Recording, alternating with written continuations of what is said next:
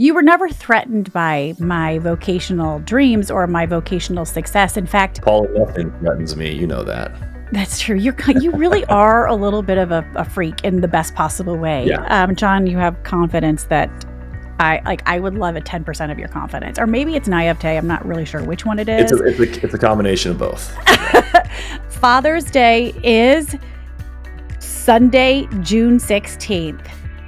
So I have a little bit of time to figure it out. What do you want for Father's Day, by the way? And do you get offended when I ask you what you want? I want every Father's Day. I want to go play golf and just be away from any responsibilities that I have in life.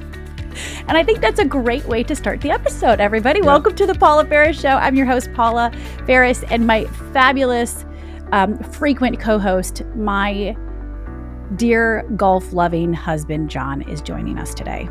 And speaking of Father's Day, I see you're wearing one of the Mother's Day gifts that we got you. If you're watching, it says bra, B-R-U-H, formerly known as mom. It sounded like you said bra, like bra. What holds my boobs up. No, bruh. Wow. John, You got to say it like this. You got to say bruh. Bruh. Bruh. Yes. Okay. My kids, they're calling me bruh. They're calling me bro. Where did you get this shirt, just in case anybody wants to know? Can we link it in the show notes? It was a place called the Internet.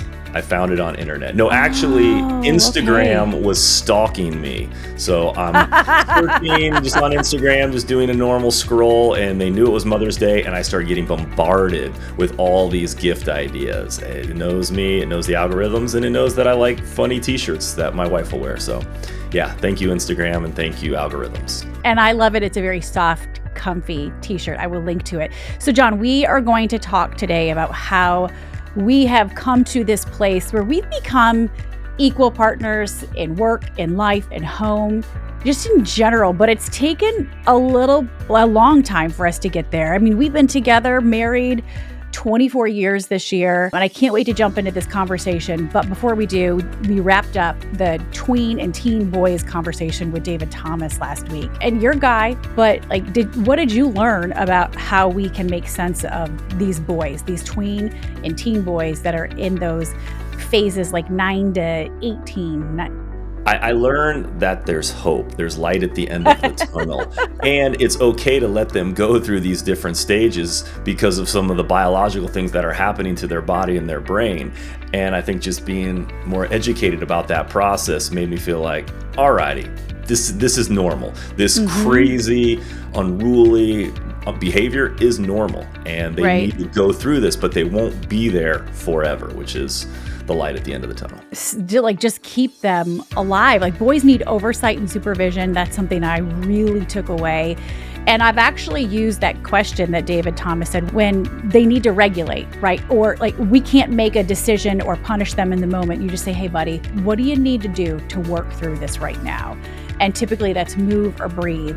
And that's helped me as a parent, but also helped our boys to regulate whatever it is they're going through, because they're not thinking rationally. It's the act them thing. The frontal lobe's not closing until 25. That was also helpful. If you have a son who's getting ready to go off to college and you're like, oh my gosh, all hope is lost, make sure you listen to these episodes, because David Thomas said we have to extend the runway to 25.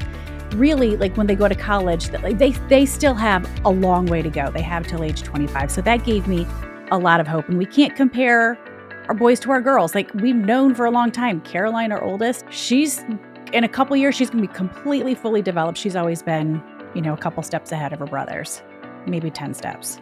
Many steps.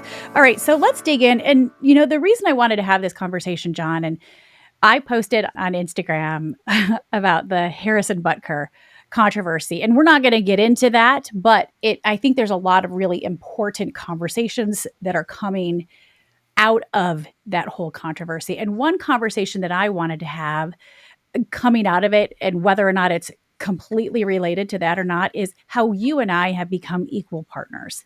Yeah. And in work, in life, at home, with our kids. It's taken a long time for us to, I think, get to this place, but I feel like we're in a really good rhythm. You've always supported me professionally.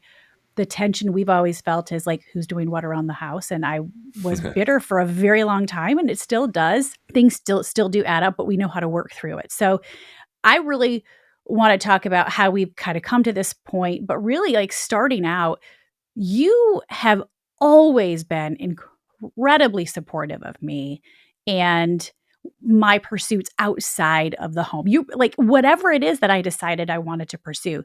You've always been my biggest cheerleader, John. Even when I Yeah. got into broadcasting, back in like the late 1900s, as the kids like to say. I feel like you're a bit of a unicorn in that sense. Like you just cheered me on and believed in me before I even really believed in myself. And I credit you with the reason that I made it to the height and the pinnacle in broadcasting because you were my biggest cheerleader.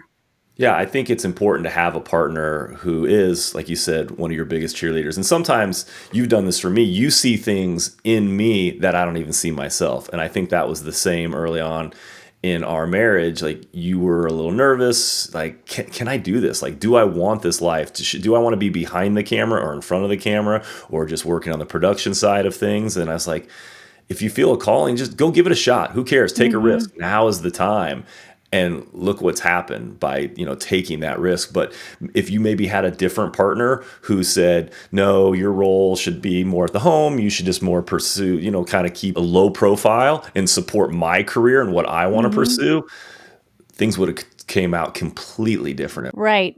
And that's interesting because I think there still are these deep-seated roots that we have these different roles, like the man provides and the woman stays home. And you and I both grew up in homes where that was kind of the case. Yeah. My dad worked outside of the home. My mom was a stay-at-home mom. I like to call them slay at home, SLAY, slay at homes, because they're not staying at home. But my mom stayed home, my dad worked, and I grew up thinking that that's how like that's also God's Yeah. will, right? Like, and if I was going to follow God's will, a good mom, a good woman, a good wife stays home and Yeah. raises the kids. You kind of grew up in the same setting too. Your dad was a minister and Yep. but your mom And then did he got work into outside of real the estate. home. My mom has always worked outside the home. In fact, she's 83 and she still works 4 days a week She's at the incredible. local, body shop. She runs their office. So I was always around hardworking parents, but there were definite things that my dad did that my mom didn't, and my mom did that my dad didn't. And I don't want to say Yeah. it was like Mad Men esque, if you know the show, where Don Draper pretty much was just out there doing his thing, and his wife was waiting for him at home. And I do think that perception was very glorified throughout the 50s, 60s, and 70s, but probably over the last 20, 30 years, we're seeing that change where there is more opportunity for females to get out there and pursue their goals and their dreams. And it's not frowned upon. And it's encouraged by society more today, Yeah. but still it's not always encouraged by the spouse. I would not have reached those heights had it not been for you supporting me. One thing I learned, and I wrote a book, You Don't Have to Carry It All, Ditch the Mom Guilt and Find a Better Way Forward. I wrote that book, but for anybody listening, and I really do dig into the history of how Mhm. the history of American families and how we got to this point, right? And some of the tensions that we carry, especially if we come from traditional cultures or traditions or maybe a religious background that really tells us where our role is. That was most of the tension that I carried going into our relationship was the tension from the faith circles. Know your role. It's not at the table. It's in the home doing this.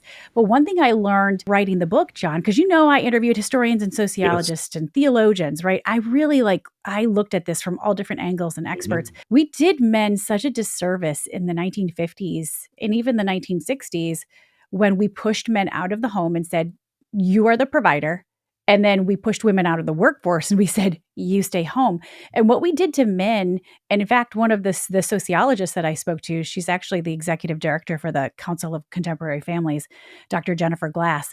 She said it's evil what we did to men Mm. because at that point, we basically reduced men to a paycheck. And we said, Yeah. you're only as good as this paycheck. Yeah. And I think that's why a lot of men feel so much tension. If I can't provide for my family, I am a failure. So we Yep. pushed men out of the home. We said, you're only role is to provide. And we pushed women out of the workforce. And we said, if you have any ambitions outside of the home, and things were written about women back then, you had working woman's disease or you were Yeah. a menace. Like these were things that were Yeah. published in papers or journals about women and about men. So the reality is, the 50s and 60s, or especially the 50s, it was good for part of the people, part of the time, based on awful things. Black people were forced out of the workforce. Women were forced out of the workforce, or we were paid pennies on the dollar. John, you mentioned Mad Men. Men weren't more moral in that time. They came home with lipstick on their collars and were having affairs. But what were the women to do? They couldn't get Yeah. high-paying jobs. Rape was still legal in marriage, and poverty. A third of the country was in poverty. So I grew up romanticizing this traditional family. Mhm. The wife stays home, and that's great if that's what you have chosen and it fits your lifestyle. This Yeah. is not what's better. This is your journey, John, and my Mhm. journey, and how we've Yep. come to this point. But I learned that, romanticizing this era, it was good for part of the people, part of the time, based on some pretty awful things. That's what happens when we romanticize. We want the feeling, but we don't want the reality of it. And Yeah. so that gave me a lot of freedom. Yeah, I feel like the way we've always looked at our relationship is you have some very unique gifts and skills, and you're created, and I have some very unique skills and gifts the way I'm created. But Mhm. how do those two things mesh with one another? That's the Right. important thing, because it's not always going to be the same in every relationship. And you got to figure 100%. out about your partner, like, where do they excel? What are their strengths? What are their weaknesses? What are my strengths? What are my weaknesses? And how can we work those things together and try to Sure. put you in a position to be successful with your strengths, and then put me in a position to be successful with our strengths? So I think it's taken a long time. We've gone through different Right. seasons of this to kind of figure this out, but I think we're in a good spot now, 20 plus years later, two Yeah. decades later, just bringing what you uniquely have and your unique gifts to the table, because not everyone has the skill set to go run a national broadcast and be on television and be under that pressure situation. There's very, very few people in the world that can do that. And I noticed that. And so I try to support you as much as possible because of that. And I knew it probably wasn't going to be something you're going to do for the next 40 years of your life, but for that season, for that 10, 20 years, let's run with this. Let's see where this opportunity Yeah. goes, what doors God continues to open. And it's been a lot of fun. You were never threatened by my vocational dreams or my vocational success. In fact, Paul, nothing threatens me. You know that. that's true. You really are a little bit of a freak in the best possible way. Yeah. John, you have confidence that I would love a 10% of your confidence, or maybe it's naivete. I'm not really sure which one it It's a is. it's a it's a combination of both. Yeah. But you did something early in our marriage. So John and I got married. We were both 24 back in 2000, got married young. John was coaching college basketball. He was actually coaching basketball at an HBCU, which is a historically Black college and university. You got your master's degree from an HBCU, which I think Yep. is incredible, but he coached college basketball for 6 years. And it was in 2001, shortly after 9/11. We were living in the Dayton, Ohio area. You were working at Central State University coaching this HBCU, and I was working in radio sales, still trying to figure out what I was going to do with my life. 9/11 happened. That's the moment I really felt like, okay, this dream that everyone else had for me to be on camera, I finally saw it for myself, because I saw the way that these stories were being told with such grace amongst a horrible tragedy. And I said, you know what? I think I'm ready to take that step. I'm ready to press into my insecurity. So I quit my job. I started substitute teaching just to pay the bills. And I was making great money in radio sales. And I applied at every station in Dayton, Ohio, because we couldn't move. I didn't want to move you from your job. And I got hired to be a PA, making $7 an hour. And then I worked hard. I did some side hustle work, put together a reel. My news director, who was the boss, long story short, he ended up putting me on air. And John, so meantime, you're coaching. I moved from the Dayton market I got a job in Cincinnati, at Mhm. Cincinnati television station at WCPO. I anchored sports there for 3 years. And then we got a call. On the weekends. Yes, I was doing the weekends. And then we got a call. I had an opportunity to Yeah. go to Chicago Yep. and to be the main sports anchor there and a sports reporter during the week. It was a great opportunity, top 5 market. And you're still coaching, still loving what Mhm. you're doing. Mhm. You and I made a decision, Yep. but you did something in that moment in 2005 that I don't think a lot of guys feel comfortable doing. And you Yeah. said, I'm going to put my career, these dreams, these coaching dreams on hold, and I'm going to support my wife in this season. And this was a joint decision. You and I made Yeah. it. This wasn't me saying, "Hey, I'm taking this job. I'll see you later." No, we Yeah. made this decision together. But that was a really bold and kind of Yeah. scary decision for you. Why'd you make it? Well, it's interesting how like my father has been in real estate for many, many years. And so that I was always around the business and I always kind of want to get involved with it at some time. And so that seed was in me. It just hadn't been watered yet. It just hadn't, it wasn't ready to bloom. And so back in 2005, when we ended up moving to Chicago, I said, okay, I'm going to put coaching on the back burner. I'm going to pause it. Maybe I'll get back involved with it later on in life, which is pretty cool that it has come back full circle Mhm. this way. Yeah, it's So I really started cool. pursuing real estate in Chicago. It's a great market and really starting from zero and having to build that business up. But we were young. We didn't have any kids at the time. You had a great job. And I was able to really dig down and learn the business and get my business up and going. And it worked out. But it was kind of scary at the time to be 28 years old and say, all righty, let's start back over again. Let's start at the bottom and try to build Right. something up. And I did say, why did you make the decision? It was a joint decision. We Yeah. made this decision together, but you felt very free to support me Yeah. and to say, we're going to follow Paula's job, Yeah. right? Which is very not traditional. It's not Yeah. how we grew up. And that's why I say, like, my story of spousal equity, I think is rare. Is something hitting our microphones, by the way? No, JJ's bouncing the basketball upstairs. Okay, great. We have kids at home. Our kids are out of school, by the way. He's really bouncing the basketball upstairs. I did say, kids, get off the Wi-Fi because we're recording. So I guess, we're reaping what we're sowing Yeah. there. Okay, John, you supported me and you said, I'm going to put my dreams on hold and I am going to support my wife. Guys don't really do that. Yeah, I guess I saw like the long game. I was playing the long game. I knew this was going to be for 5, 10, 15, 20 years, but it's a big deal. We'll still be very young. I had planned on being with you and building a family for many, many years to come. It's So good. we were going to pursue this season and embrace this season. And I knew God was in it. That was probably one of the main things. Mm, I just felt like this is an opportunity we can't say no to. We don't want to have regrets in life. I've never wanted to have regrets. So let's give it a shot. Let's go move to this cool new city. Neither one of us are city people or were city people. So we yeah. pursued it. It was an adventure. It was a lot of fun. We grew as individuals. We grew in our careers. We grew as a husband and wife. We started a family there in Chicago. So we've been blessed. When we take some risks, sometimes you have to just kind of put yourself out there. Yep. I felt like it was the right decision at the time, and boy, has it paid off for us. It has. And it didn't just happen once, though. So we Hmm. moved to Chicago. We had our older two children. We lived there 6 years. And then I had another opportunity. And Yeah, this was another opportunity to move to New York this time. yeah, So we've moved from Ohio, Dayton, and Cincinnati to Chicago and now New yeah, York. So once again, I'm asking you, hey, John, I have a great career opportunity. We have a great opportunities for our family. Do you want to start over all over again? And you did it again. And you not only did it, you're the one that was like, you need to do this, Paula. You pushed me towards it yeah. and encouraged me to do it.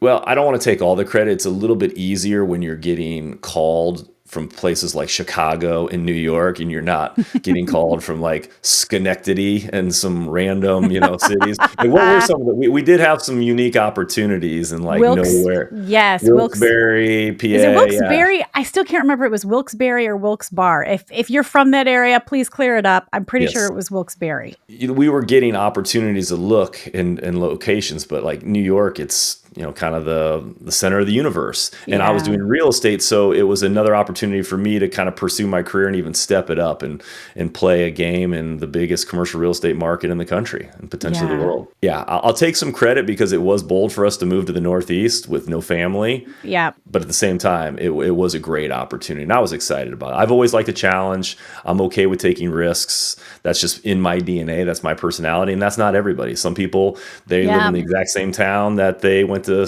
high school in, and then they didn't go very far away from college, and everybody they know is in their little circle. So I think we've always had a healthy amount of risk taking in our Mm-hmm. relationship, and we've it's paid off for us. But we've also been partners, and it wasn't like I'm following Paula's career or I'm No, no, following not at John's all. career. And in fact, John, you remember this conversation probably when I was having it with our alma mater. So we went to a Christian college. That's where John and I met. And, the joke there during college in the mid 90s was that all the girls were going there to get their MRS degree, like their Mrs. degree. Like we were just looking for a husband, right? And so You got yours, baby. I did. I cashed in. And I get a call from the university president, and he had asked me to come back and speak at the university. And I'd had a really good relationship with the university. I had gone back for several events. They had named me one of their Hall of Famers for their alumni. The university president had asked me to come back, and I just wanted to make sure because I know coming from a very conservative university, and there's a role for everybody. Everybody has their specific role. I said, I just want to let you know, like, you want me to come back and talk about my career. I was anchoring at GMA and coasting The View at the time. And I said, I just want you to know, like, we wouldn't be here had John not kind of put his career on the back burner for a while and supported this decision. We made this decision together. And because I want everyone to know, like, you made a huge sacrifice, John. And I asked the university president, I said, here's how it happened. John put his career on the back burner, and we decided to pursue my career. And I said, would you have done that for your wife? And he said, no. And he said he didn't think it was biblical. And so I think that's where feel so much of the tension. And I write about it in chapter 5. I talked to a theologian. I unpacked it, the tension we feel when we come from real traditional or conservative cultures, traditions, all of it, religions.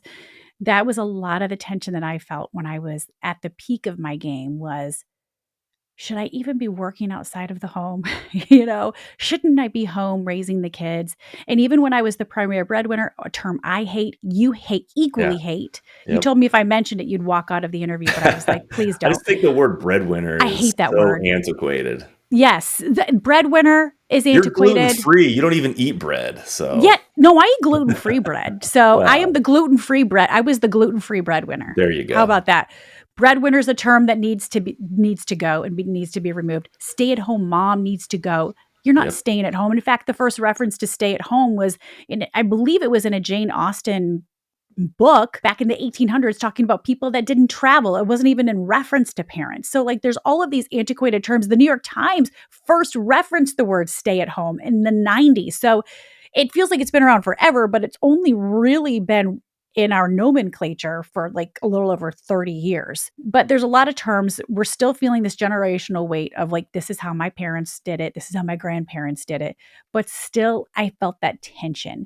And that conversation that I had with the university president just didn't sit well with me. That's why I wrote a lot about it extensively, about what the Bible and scripture truly says about our roles as women in the home, outside of the home, in society.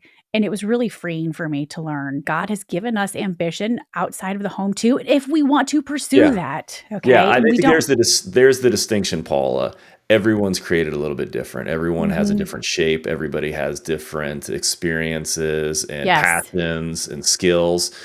This is our story. This doesn't have to absolutely it is. be you, the listener's story. You need to be doing exactly what you feel is right and have that balance and that conversation and do things the way you want them to be done in your Absolutely. relationship. Not because this is the way your parents did it, the way Paul and I do it, the way your friends do it. You come to the table with your spouse and your family with unique gifts and figure out what those are, and then you can pursue and kind of grow your relationship and marriage and your life from there. The tension that we have carried is who's doing what around the home. And Oh yeah, yes. So my friend Eve Rodsky, she wrote a book. I'm going to hold it up called Fair Play. She was actually on the podcast it's a great not episode too if you long didn't ago. listen to it. Yeah. And has created so much tension in our relationship. Who's doing what around the home, Mhm. that unpaid labor, the domestic labor. Especially when we were both working really, really hard Oh, outside the home. We came brutal. home and we had nothing left, and we're like, all right, who's going to take Mm-mm. care of the kids? Who's going to cook? Who's going to clean? Who's going to do all these things? Yeah. So she has this book and these cards, okay? Fair Play cards. And what she's trying to do is help couples to truly partner. The advice that she gave us is to take ownership over whatever the task may be. So she has these cards, John, and we're going to give away 4 copies of the cards and Yeah. the book. If you're subscribed to my newsletter, go to paulaferrisofficial.com, and we're going to be doing a giveaway again at paulaferrisofficial.com.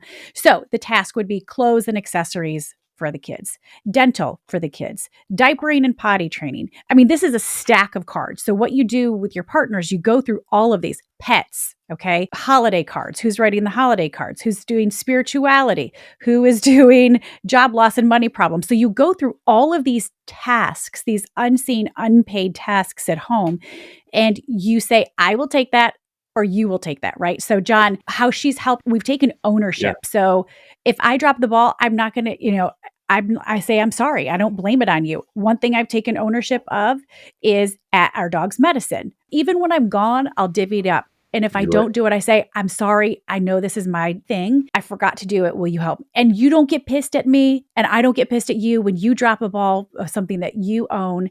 And I think taking ownership has really helped us because Yeah. it's just a fact.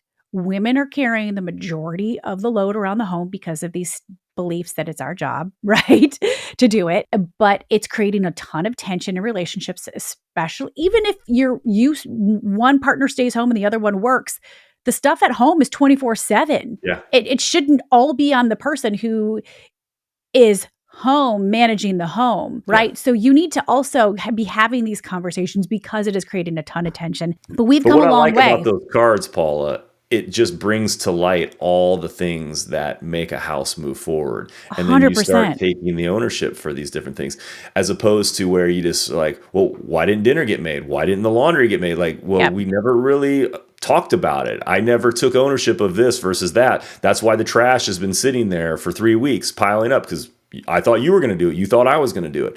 So I Yeah. think being proactive, having the conversation, these cards are really, really great. I mean, there's so many things I was like, oh, we've never even thought about doing that in our house, but maybe we should now. That's the thing. It creates the conversation that somebody's got to do this. It's always defaulting to the woman, sadly. And that's why we're carrying a ton of tension. And it's that tension is then transferring to the relationship. Our relationship is now strained. So guess what? We end up getting divorced because somebody forgot to remove the garbage or they left a sponge in the sink. It just starts to add up because you feel invalidated. And we've had to work on this a lot because even though both your parents worked outside of the Yeah. home, like there wasn't a ton of responsibility on you growing up. And for me, like we had tons of chores. So I think even opening a conversation, I write about this a teeny bit in my book, page 187. Eve Rodsky suggests opening the conversation with asking your partner what the division of labor looked like in your home Yeah. growing up. Was the workload divided? What were you responsible for as a child?